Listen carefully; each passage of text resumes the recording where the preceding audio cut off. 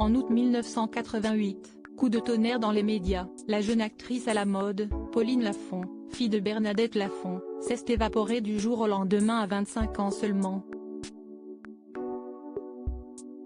Recherchée pendant plusieurs mois par sa mère, qui utilise sa notoriété pour faire bouger les recherches, elle ne réapparaît pas et intrigue les foules qui se passionnent pour l'histoire. Et le grand public peut compter sur les journalistes pour alimenter leur soif d'information sur le sujet. L'affaire est en une des journaux, certains prétendant même que Bernadette Lafont soit en plein coup médiatique. Les théories les plus folles sont avancées: Pauline serait morte, vivante, suicidaire, en cure, en Chine, à l'autre bout de la France.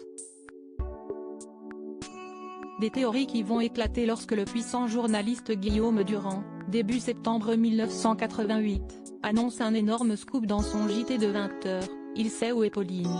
Selon lui et une source qu'il dit bien informée, il a des assurances selon lesquelles Pauline est vivante. Une énorme bombe qui fait l'ouverture du journal, dans laquelle il explique que la jeune femme, fatiguée, est partie se reposer dans une cure à la campagne mais reviendra bientôt.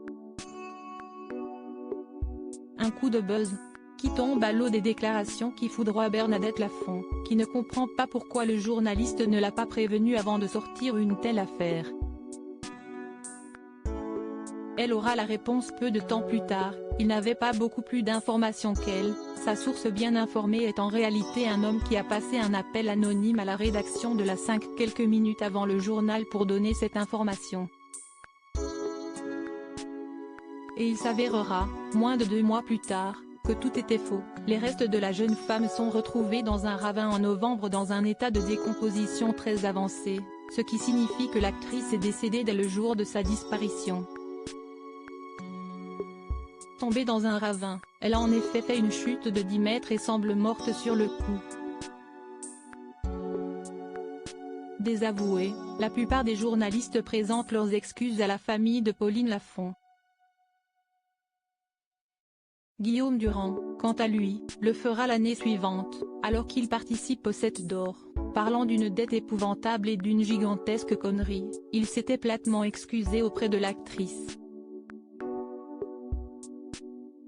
En 1997, invité dans une émission, il avait redemandé pardon à la famille: un jour où je présentais le journal, quelqu'un est arrivé, persuadé d'avoir des infos intéressantes sur Pauline Lafont.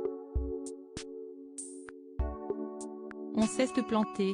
J'ai détesté cette affaire-là. Et je n'accepte pas la télé qui ne s'excuse pas, avait-il asséné.